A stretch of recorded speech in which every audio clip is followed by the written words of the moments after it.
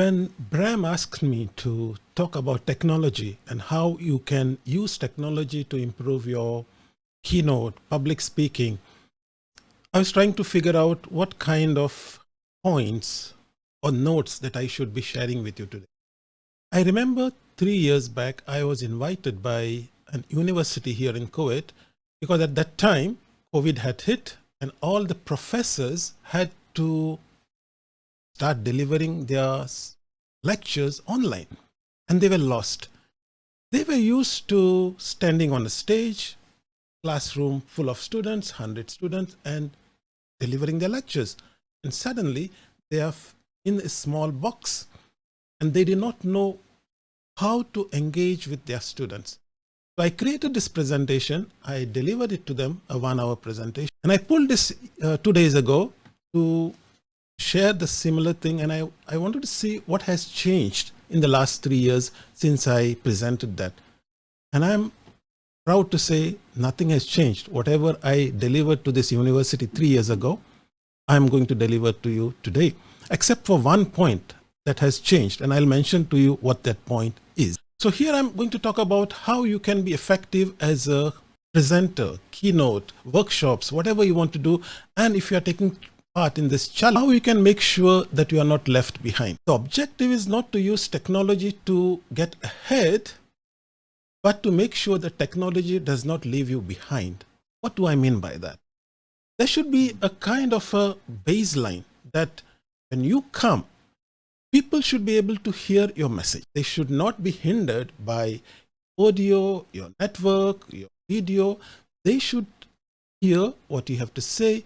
And if you win the challenge, it should be based on that, which means the technology has just helped you. It has not put you behind.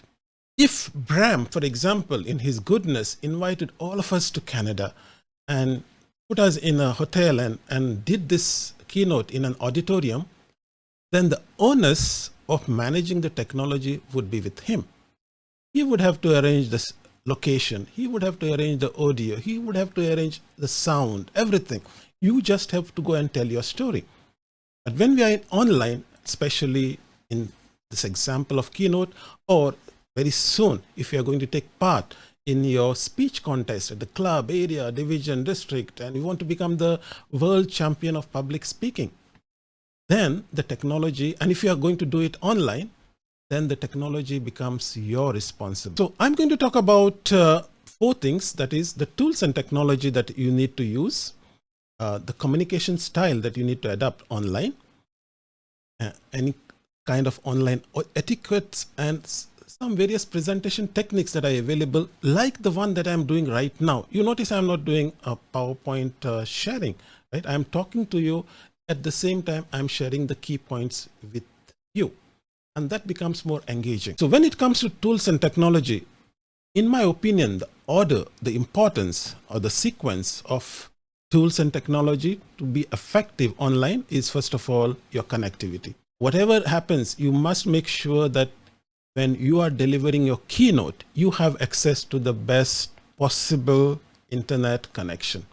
And I've seen many times whenever my friends, they want to deliver their, let's say, international speech or in the speech contest, they will go to their office and deliver it from there. Why? Because that's the most stable internet connection available to them. If not, if you have something, access to good connection, or if you don't, then you need to see what is it that will make sure that you don't get disconnected in the middle of your speech, or the connection is so bad that your video doesn't appear properly to the audience. So that is, for me, the first starting point. Have good internet connection. Once you achieve that, the second thing you need to do is focus on the audio. And you notice that there is a huge microphone right in front of my face. And that is because that is, for me, the most important aspect of any presentation or tutorial that I deliver, that my audio has to be clear, because audience will forgive you for bad video. But if they can't understand what you're saying, and if your voice is not pleasing enough, they will tune off very quickly. So when it comes to audio, what are the options available to us? Most of you all would be using your phones, perhaps, or your laptops. Laptops have progressed quite rapidly in the last 2-3 years, especially because of this pandemic. So the latest laptops, especially the MacBooks, have excellent audio. As long as you are in an environment that is quiet, and in fact, let me give you a tip. If you can deliver your speech in a small room that is full of furniture and curtains and beds and so forth, that's the best environment.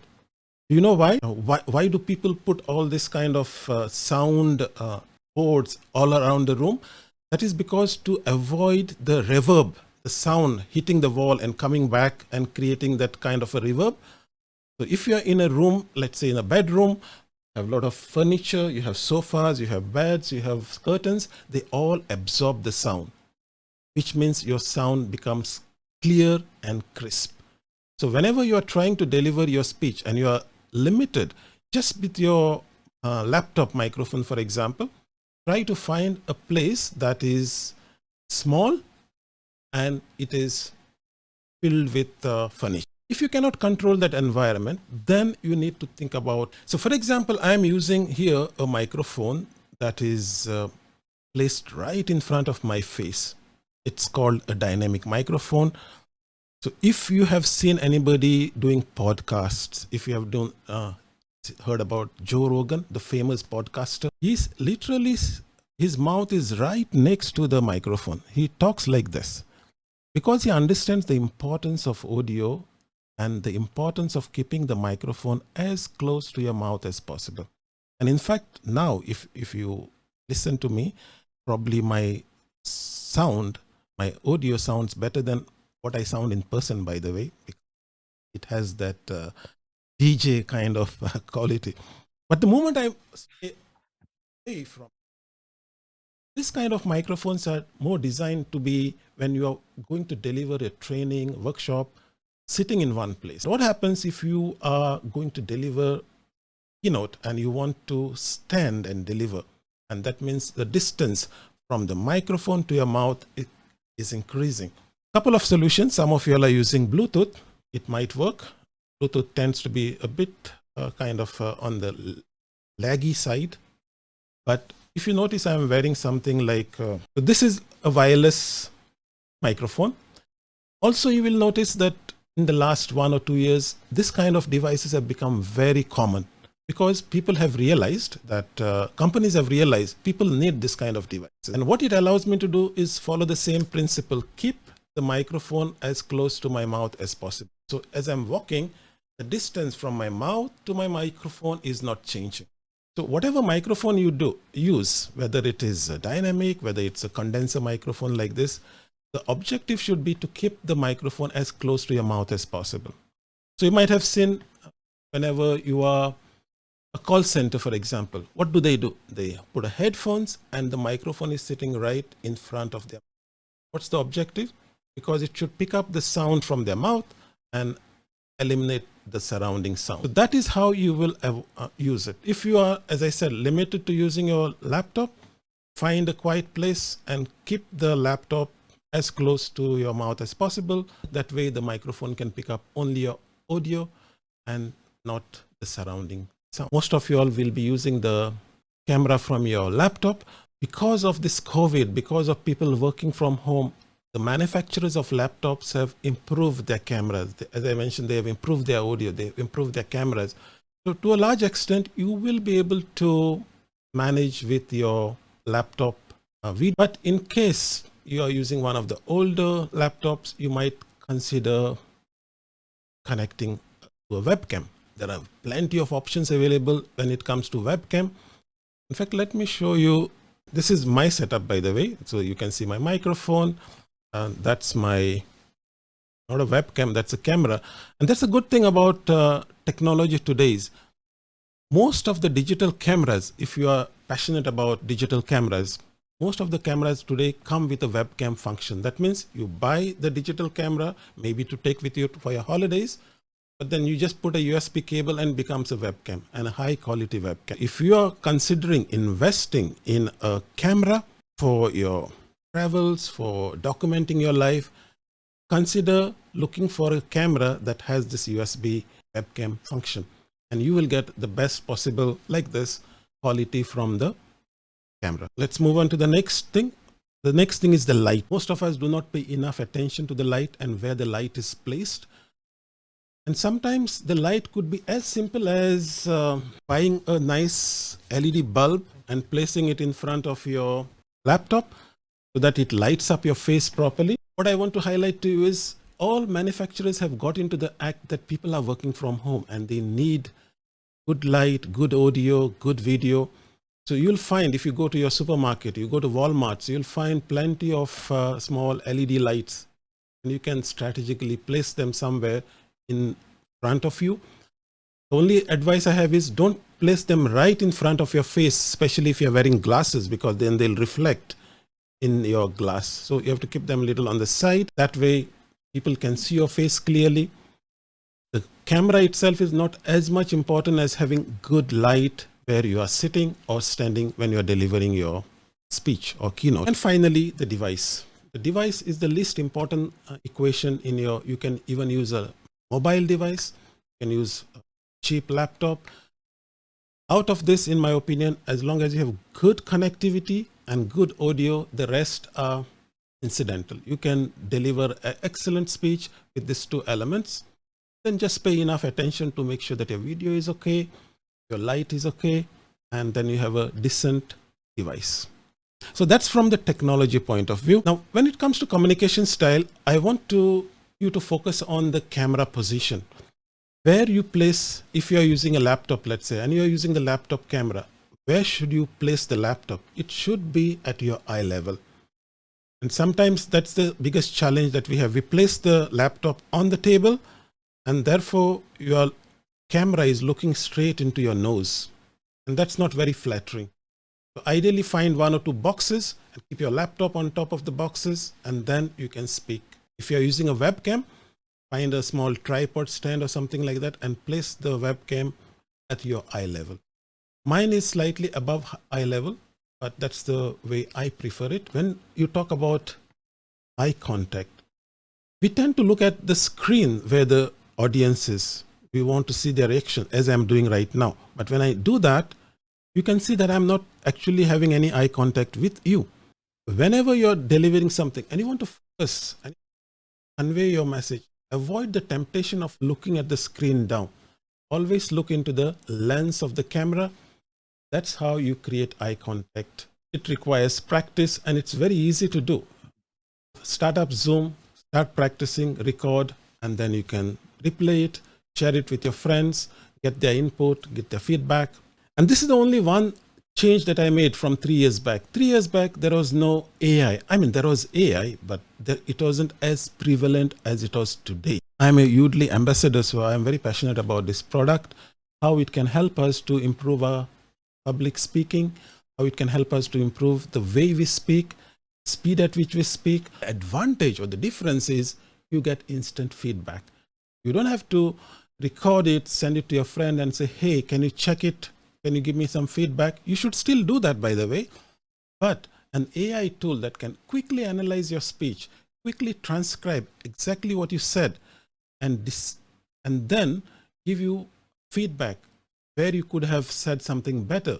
Where did you use crutch words? How many crutch words did you use? How many pauses did you have? What is the rate of speaking? Is it ideal? Is it too slow? Is it too fast? So this kind of metrics will help you to fine-tune, polish. At one point, we used to struggle. Am I muted? Am I unmuted? Am I audible? I remember, am I audible was one of the top keywords of 2020, if I'm not mistaken. Understand when to switch on your camera, when to switch it off, the timer going on. So I'm always aware of how much time I'm spending. So try to manage, not just rely on the timer in the meeting who's assigned as a timer, but do your own time management in what technology is available to you. And when it comes to presentation, you will notice that I'm using a virtual camera. This is what I'm doing. So I'm creating a camera which contains my face as well as some additional information which has been brought in from a PowerPoint. So this way you can, if you are delivering a keynote and you have some key points, and Brahm does this all the time. He doesn't use PowerPoint sharing or screen sharing. He uses tools like which creates virtual cameras for him. So you can bring in information, just the points to keep you on pace. So you should invest in it. It doesn't cost any money. It's all free tools, most of them anyway. The one which I'm using is free. It's called OBS Studio. It just requires you to learn something, how to do it. How can I put little extra effort to make myself more engaging to the audience? Also, recently PowerPoint introduced an interesting feature, and I created one YouTube video. If you want to find out how to do that, is that when you're creating a PowerPoint presentation, it's called Cameo. You can insert your camera inside PowerPoint. That way, when you're presenting your PowerPoint presentation, you can decide where the camera will be, and in each slide you can move your camera to a different place. So you're presenting at the same time, people can see you. So you don't have to essentially create a screen sharing where your video is in a small box in the upper right corner and people lose track of who you are. So PowerPoint with camera is another feature. You'll find the video on my YouTube channel. I created it just 1 or 2 months ago. Try to use that feature also. If you're using Zoom, of course, there is a feature called PowerPoint as a virtual camera. Try to experiment with that. What it does is it allows you to use virtual camera or virtual background with your PowerPoint. This is another thing. And this works well with Zoom.